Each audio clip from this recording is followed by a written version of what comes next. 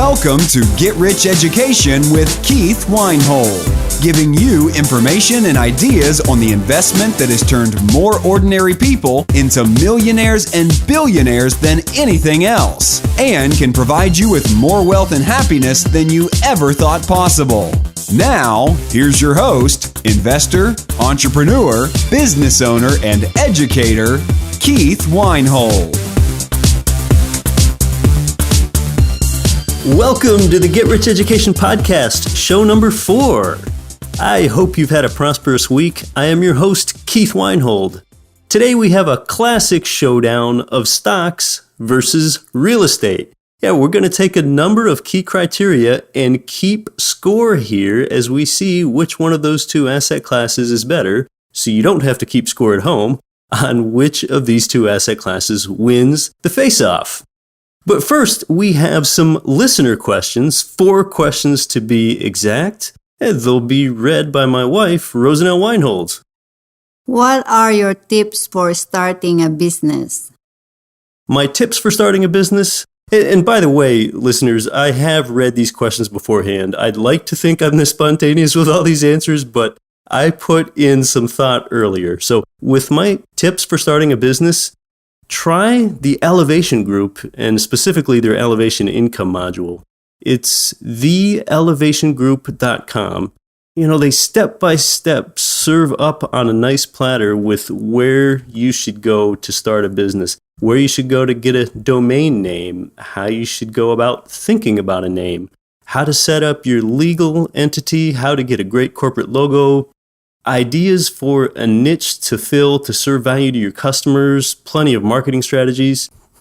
You know, it would be nice if I could just give you my Elevation Income username and password, but that would be theft. So I want to help you a lot. I can't quite go that far in helping you. But Elevation Income is not a free resource. I think it was $997 or something when I bought it a while ago. You know, you need to remember with starting a business, you need to provide value, but you don't need to provide a physical product, and that becomes more and more true with each passing year.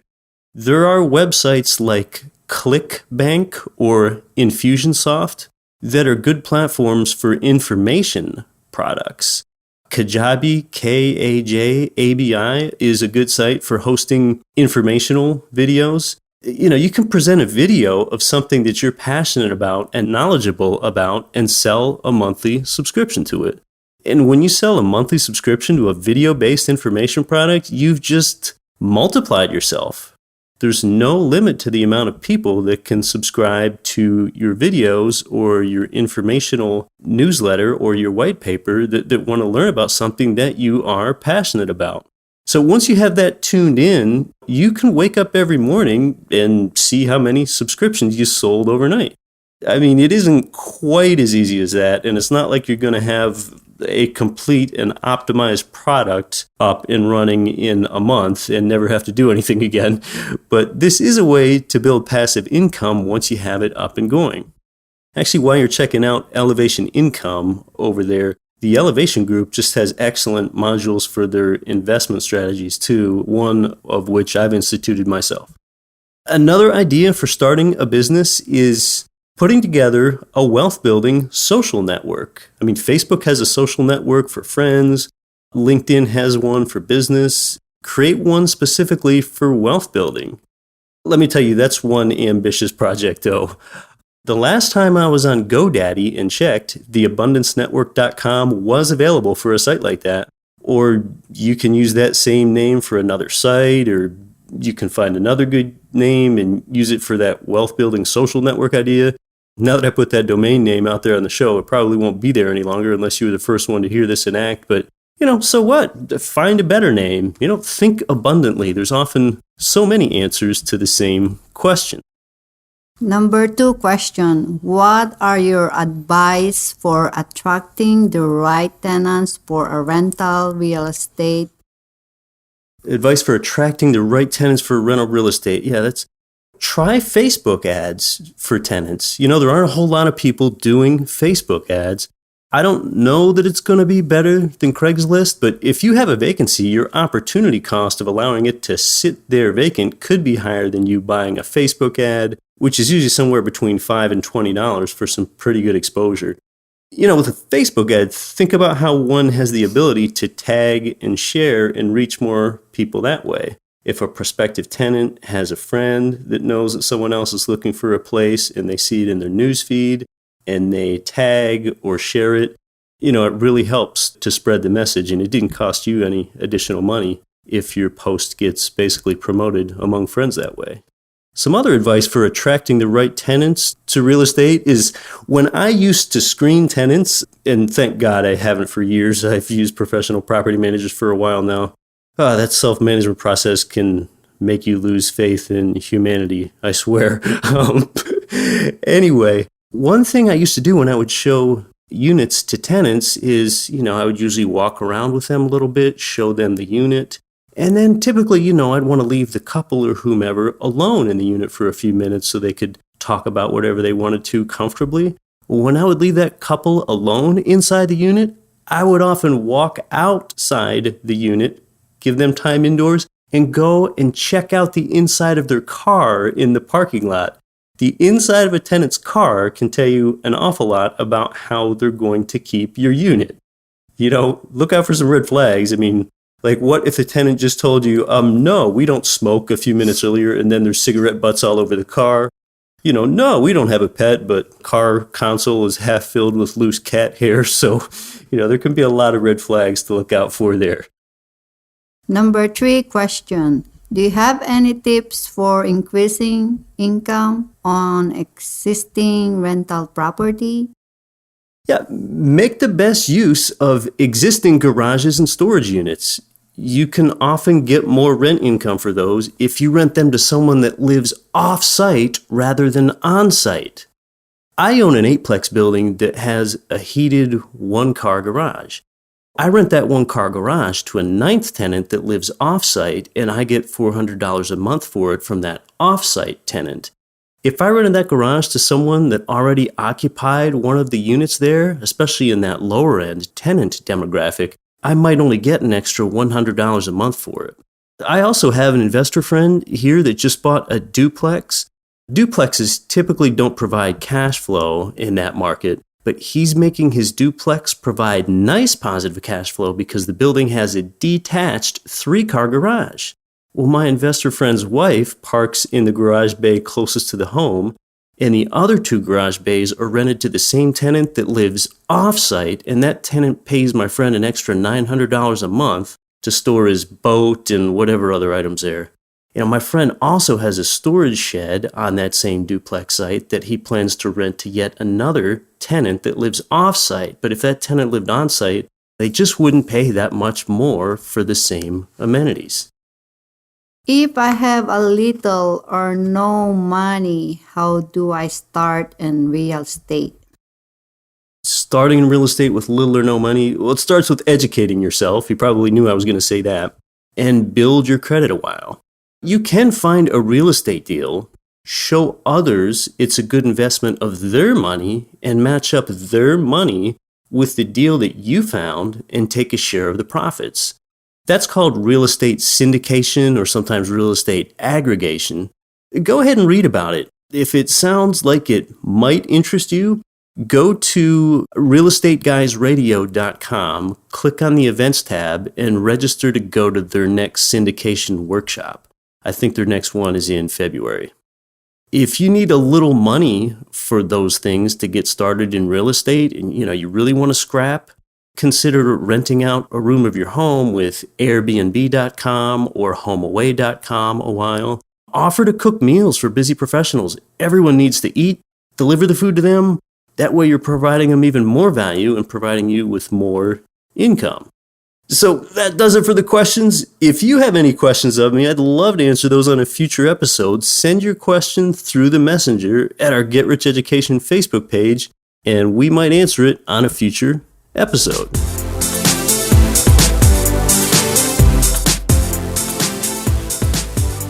All right, well, we're going to jump into our segment, The Face-Off. Stocks versus real estate. What's a better asset class?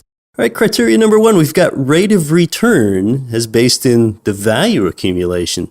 Well, stocks appreciate about 8 to 10% a year over time. Real estate appreciating at just 5% on the asset, though, can return 25% on your down payment money. With a $100,000 property, for example, that might only appreciate 5% in a year, which is $5,000. But you only put $20,000 down payment into it to tie up the entire property. $5,000 worth of appreciation on a $20,000 down payment is a 25% rate of return. That's financial leverage.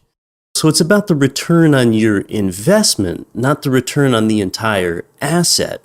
And that's where real estate typically gets the advantage. Now, you can get some stock leverage, but you typically have to put in a 50% down payment when you're borrowing on margin. That's less leverage than 20% down. It's often not easy to go ahead and borrow on margin, and then a margin call might be made against you at any time. If the stock price sinks, you might have to owe back all of the borrowed money, plus a portion of the original money that you lost. Leverage and rates of return just don't work nearly as well. So number one, the advantage goes to real estate. The score is 1-0 real estate. Okay, and the second criteria, income. Real estate income is called cash flow. You're typically paid that every 30 days on your rent income. Well, that's often 8 to 10% per year, expressed as a percentage of your down payment. Those 8 to 10% deals are getting harder to find as the market has heated up the past few years, but they're still very much out there, and you can get returns greater than 10% annual income as a percent of your down payment. So that's cash flow. Now, stock income, that's called a dividend, typically a quarterly dividend payment paid 4 times a year. Well, the average dividend paying stock in the S&P 500 is 2% per year. Yeah, 2% lower than the rate of real inflation. So these incomes, cash flow with real estate, dividends with stocks, they continue to flow into you regardless of what happens with the market value of the property or stock typically. So this is how you make money follow you. And those rates are often quite a bit higher with real estate. The score is 2-0 real estate. The third one, stability. Well, with real estate, from 1965 to 2008, on a national basis, real estate had year-over-year gains every year. Yeah, every year. What is that, 43 years or something? Every year, a gain marched on. Now, you do have to be careful. Real estate is a local business based on local economic drivers and demographics, okay? That's a national number with those year-over-year gains. Now, what happened in 2008 with the stock market going down was unusual, but that showed it's certainly possible. But when that happened, I was in certain local markets that sustained relatively few losses in 2008 because I educated myself on getting into the right markets, especially geographic markets, just like I'm educating you. With stability, residential real estate, it just won't go to zero. I mean, even if a place burnt down and wasn't insured, the land underneath it would still be worth something. Stocks, though, can typically plummet rapidly, go up rapidly as well, and stocks can even go to zero based on all kinds of technological changes and consumer preferences. Remember Blockbuster Video Store, Quizno Sandwiches, JCPenney and all sorts of realtors, Zynga, BlackBerry. I mean, it's a long list that's added to every day of down and out businesses. And one reason why stability is so important is tied to math. Just listen to this. If you've never heard it before, you're going to find it fascinating. You know, stocks bounce around a lot, up and down. They're quite volatile. Well, if a stock loses 10% of its value, it needs to gain 11.1% of its value back just to get to even. Yeah. Well, if a stock loses 50% of its value in a year, it needs to gain 100% the next year just to get back to even. Okay, well, if a stock loses 50% in 1 year, and say in year 2 it gains that 50% back, you didn't break even, you're still down 25%. Okay, follow me. Say a $1,000 investment drops 50% to $500.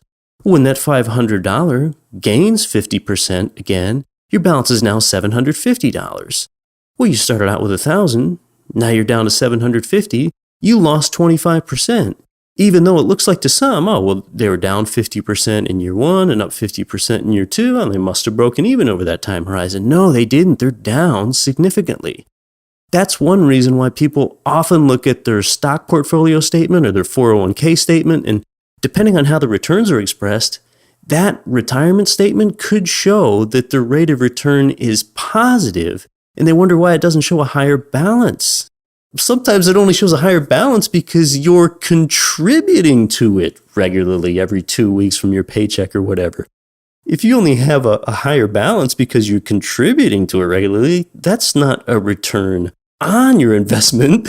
That's only a return of your investment. Who would be interested in that? So real estate wins the stability, and that's one reason it matters due to volatility of stocks. The fourth criteria is liquidity. Okay, stocks win this one. They clearly have the liquidity advantage over real estate. I mean, with E-Trade, Scottrade, point and click 24 hours a day from home in your pajamas, done. The trade might not get processed until the market opens and the futures market settles, or it might not happen until the next business day, but it's still remarkably easy and efficient to buy and sell stocks. With real estate, it's not. You need to write an offer to the seller, have the offer accepted, maybe negotiate back and forth, often execute a property inspection, come to terms, have an appraisal, be sure that your financing's secured. Then you have to see that the manager stabilizes the investment. There are definitely more hoops to jump through with real estate on both the purchase and the sale.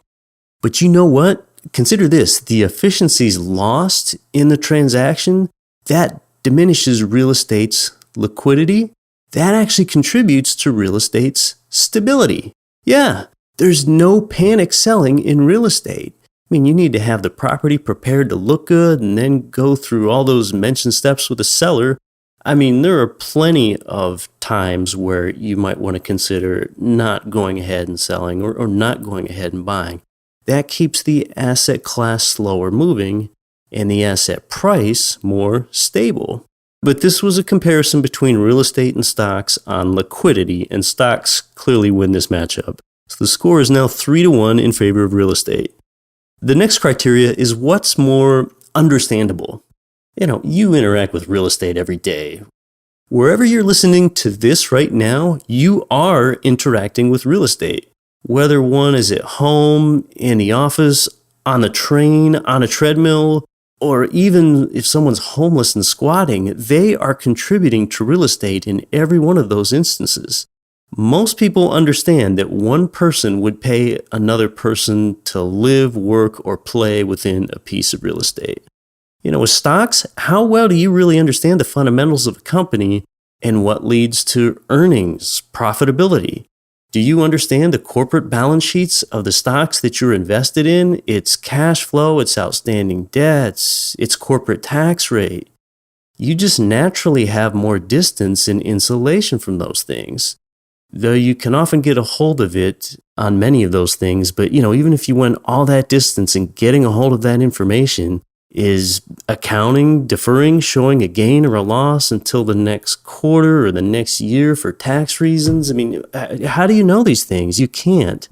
And the better you understand something, the better you know how to make it profitable. So the advantage here is clearly in real estate. The next criteria is utility.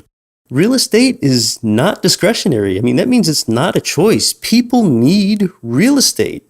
Come on, food, shelter, clothing, safety, warmth. Every one of those things is stored in a home. Technology does look to change that in the future too. I mean, pull up some YouTube videos of 3D printed homes in China. Be current. Read about how driverless cars like Tesla is close to inventing might make real estate location less important than it is now. And how driverless cars can render garages and parking lots nearly obsolete. It's good to read about that and be up on that. However, even looking far out onto the horizon at some of these disruptors and dematerializers like this, people are still going to need real estate, both the structure and the ground underneath it. That's going to stay constant. Now, a stock may or may not be discretionary, and sometimes the items are discretionary. They are consumer choices. A Samsung phone, that's a choice more so than a need. A Kindle reader device, Star Wars Legos, Michael Kors handbags. Some of these things are just merely discretionary. Sometimes a stock might invest in something that's not discretionary, something humans have no choice in. They need it. Humans need water desalination plants that a stock might invest in for drinking water, or Lafarge cement for building, okay? But in most cases, real estate is clearly more necessary to humankind than what you're going to find in a typical basket of stocks. So tally another one up for real estate. The score is 5-1, real estate. The next criteria is control. If your property is underperforming, you can control all kinds of things, from adding a covered carport to increase the income, adding washers and dryers to increase the income, or replacing an underperforming property manager, like I've had to do before. Well, in stocks, with owning something like Apple stock, even if you own loads of common stock shares, can you walk into Apple's corporate boardroom in Cupertino, California, and start firing people? I mean, how much can you do to control Apple's earnings or Apple's innovation level? Are you going to call up Apple employees on the phone and say, hey, go get them today, guys, in the morning? It doesn't work that way. So the advantage goes to real estate. The next one, with hassle, okay? With real estate, even with a property manager, you may or may not want the property manager to contact you about financial decisions on what tenant to approve or disapprove. There might be ongoing maintenance decisions that they will email you about. For example, they might ask you, do you want to replace or repair an old refrigerator? Or maybe you don't even want to get down into the weeds at that level. I personally don't. My property managers in various markets know only to contact me if expenses could exceed a certain dollar amount that I set. You can set that threshold with your property manager. So there's less hassle with stocks. Now, I can greatly mitigate the hassle with a good property manager, but even then, over the long term, there's just going to be more messiness with real estate. With stocks, there's very little to mess with, almost nothing while you're holding onto a stock. There might be an occasional proxy shareholder vote or not. I mean, stocks win the hassle face-off. So the score is now 6-2 in favor of real estate. All right, the next criteria, taxes. Taxes is kind of a complicated jungle, so I'm going to keep it relatively simple, at least to the topic's complexity. With stocks, you're taxed at the long-term capital gains tax rate if you hold on to a stock for more than 12 months. Hold one less for 12 months, and you're taxed at the more punishing shorter-term capital gains tax rate. Now, alternatively, you can hold stocks with a 401k or a 403b or an IRA, but that typically just provides the power of tax deferral. You still owe the tax, you just owe it later and the investment grows tax-free, other than in a Roth IRA where you're taxed at a higher ordinary income tax rate right now. But with tax deferral, you pay the taxes later rather than now. And with the national debt, most people agree that tax rates are going to be higher in the future than what you could pay on that now. Additionally, if you're planning to be wealthy rather than poor in retirement, you could be taxed at an even higher tax right on those tax-deferred stock investments in the future. With real estate, the tax benefits are amazing. The government provides generous tax incentives for private enterprise, people like you that provide housing, or food, jobs, or energy to society. Those are the people that get the tax breaks. With real estate investing, you're providing some of that. You're providing housing. Non-real estate investors have a hard time believing this if they haven't heard it before, but you never have to pay capital gains tax on your capital gains if you plan correctly. Yeah. Last year, I sold 2 fourplex buildings and bought 2 bigger buildings with a 1031 tax-deferred exchange. I had 0 capital gains tax liability, and there's no limit to the amount of times that I can do that in my entire life. And then at death, my basis is stepped up such that the tax liability to my heirs is 0. Now, there are some specific rules to follow with a 1031 exchange, but it's worth it. With the accumulation of value in a property, I can even pull some of the accumulated equity or stored value out of a property, convert it to cash to use on anything under the sun, and pay zero tax liability on that transaction in a cash-out real estate refinance. Yeah, that's what that's called. Also, the rent income's tax burden on your real estate is kept relatively light due to the depreciation deduction. Something called a cost segregation can accelerate that depreciation in certain instances too. You're just not paying as much tax on your rent income, your monthly positive cash flow, as you are if you're used to working at a day job. That's because with rent income, there isn't any FICA, Social Security tax on that rent income. There's just so many real estate expenses to write off against your rent income up to certain thresholds. There are tax deductions on the mortgage interest, the property management, the property insurance, the maintenance, the capital expenditures, which you'll hear some people say CapEx, which are major non-recurring expenses. So, the tax advantage is clearly with real estate. The score is 7-2 real estate. All right, the next criteria is inflation. Inflation is such an important consideration. Rather than just asking what your rate of return is, ask what your rate of return is above and beyond the rate of inflation. Ask that of yourself. The government reported CPI, the Consumer Price Index, it doesn't include food and energy. The government says that food and energy are too volatile. Well, the Consumer Price Index is about 2% right now. Due to reporting, statistics, and other factors, some say that the real rate of inflation is 5% or more. And if you go grocery shopping, you might know what I mean. Well, if the real rate of inflation is 5% and stocks have a 10% ROI and leverage cash flowing real estate has a 25% ROI, realize that your rate of return clear of inflation is only 5% for stocks and it's 20% for real estate. Because you need to account for the 5% of inflation. So real estate wins fourfold right there. Additionally, with real estate, your positive monthly cash flow generally increases at a rate substantially faster than inflation. Yeah, that's because rent income generally rises with inflation, and so do all of your property's expenses, except for your biggest expense, the mortgage principal and interest. That's typically fixed. That's why your cash flow increases faster than the rate of inflation, often twice as fast to 5 times as fast. I have a real-world example that I teach to students on a whiteboard where the cash flow increases 5 times faster than the rate of inflation. All right, look, just imagine this scenario in your life for a moment. Say a company owes you a sum of money and they start to write you a check for $1,500 every month. Well, after a year, they've written you 12 checks of $1,500 each, okay? Well, if inflation is just say 4%, well, then that 12th check that they wrote you is worth 4% less than the first one. All right, now 10 years later, they're still sending you a check every month for $1,500. Well, after 10 years, you really start to notice the purchasing power decline of that $1,500 by that time.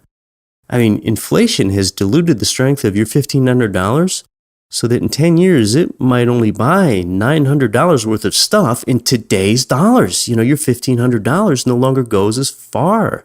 Well, you feel like you're kind of cheated in that deal. Well, look, here's what you can do. When you take out a fixed interest rate real estate loan, you get to do that to the bank.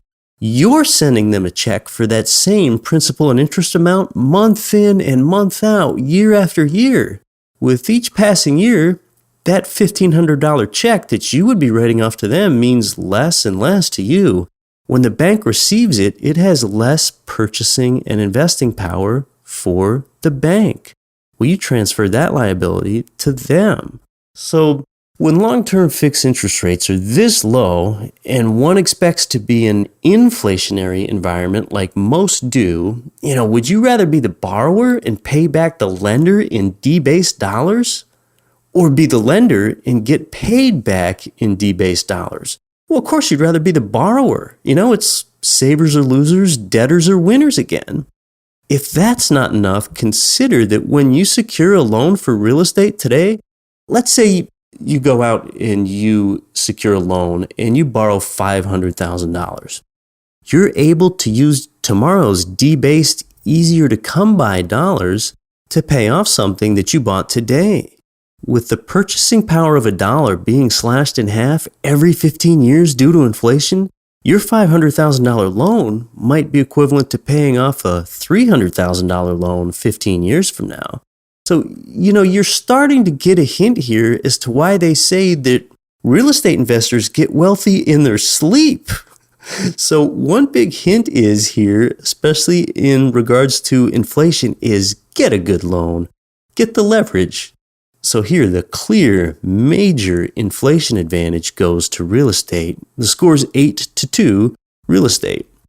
The next criteria are transaction costs. With stocks, you might pay a $7 trade with Scottrade, and you can make a larger dollar trade and you still only pay $7. It's both simple and it's cheap. On transaction costs for stocks, you might pay $7 for both the purchase and the sale again, but it's still simple and cheap. Well, with real estate upon purchase, you might pay 5% of the loan amount with a 20% down payment. That's 4% of the property's value then. And at the sale, you also have to pay an agent commission of 5 to 6%, assuming that you don't sell it yourself. Plus, you have some property make-ready costs, repairs. I'd say stocks easily win this face-off, and the score is 8-3 real estate. The next criteria is government support. Unlike with stocks, the government will move heaven and earth when housing starts to teeter and look vulnerable. Look what happened after 2008's financial crisis. Interest rates began their plummet to historic lows, and amazingly, they still have hardly come off that. In 2010, the IRS offered an $8,000 tax credit to first-time homebuyers to try to aid the recovery. The government will do a lot. Now, some see the government in terms of the Federal Open Market Committee increasingly instituting these money printing cycles called QE cycles, printing dollars to stoke asset prices. Some see that as a way to assist both stocks and real estate. We're keeping our eye on that, but historically, governments give more help to real estate. They will prop that up first. By the way, I'm not necessarily a big fan of government support. I'm more of a fan of self-support, but if there's a safety net, I'm going to point it out. The advantage is real estate on the government support face-off. Now, the next criteria, we only have a few left, as insurability. Insurance is more widely offered for real estate than stocks. You can be financially insured against fire, storms, floods, winds, and sometimes earthquakes. You cannot be insured against local economic downturns, however. You help, quote-unquote, insure yourself that way by keeping in mind that the market is more important than the property that you choose, and choose your market wisely. If your property is damaged, the insurance company often pays for property repairs and replacements, and they also pay you the rent income that you would have had for the 12 months that you're no longer getting because the property's been damaged, so that way you're not down and out at all during that time that your building is down and out. So the score is now 10-3 in favor of real estate. Our next comparison criteria is information. You can execute on a stock tip from the outside, but if you get too close to the company and learn about a merger or an acquisition or some innovation or some other news before the public does, then you are in trouble. You are fined or you're going to jail. Martha Stewart is the most famous such example of this, insider trading. Well, in real estate, there's no such limit on that. If you work your day job for the State Department of Transportation and you find out from the DOT design section that a new highway interchange is planning to be built somewhere, then you can use that knowledge to buy real estate before the public knows. That's completely legal. That is your advantage. You can use inside or outside knowledge to gain an advantage. The go-getter, the networker, is rewarded. Sometimes you aren't even a go-getter and the information just kind of comes to you depending upon your circles in society. So real estate knocks out stock on information. And the last criteria is risk. You've probably learned by now enough to see that with stocks, there is a direct correlation between risk and reward. High risk is high potential reward. Low risk is likely a lower reward with stocks. Real estate shakes up that correlation paradigm. It's so easy to get a little bit of education on real estate, and the returns can be high, while the risk is often medium low.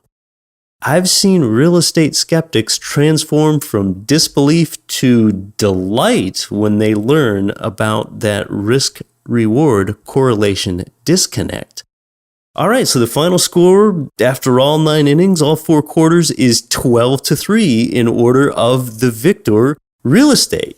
So, hey, let me know how I did on our Get Rich Education Facebook page through our messenger there. Any one of these topics could be a show on its own, and focusing on some of them might be a future show. I could have introduced more face-off criteria for both stocks and real estate, but I like to keep the show brief and moving along. I think you get the idea that real estate has mind-boggling advantages as an asset class. Now, if you're a stock investor and listen to the first few Get Rich Education shows now, hopefully it's demonstrated the value of having at least some cash flowing real estate in your portfolio. When you know where your return comes from and how to manipulate the variables, you're going to enjoy a higher return on your time and a higher return on your money. So until next time, I sincerely wish you the best in all of your life's endeavors, and don't quit your daydream.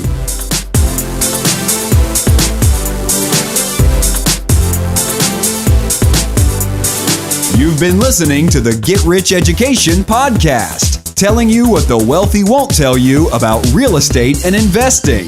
If you enjoyed the show, please take a minute to visit iTunes and leave your comments.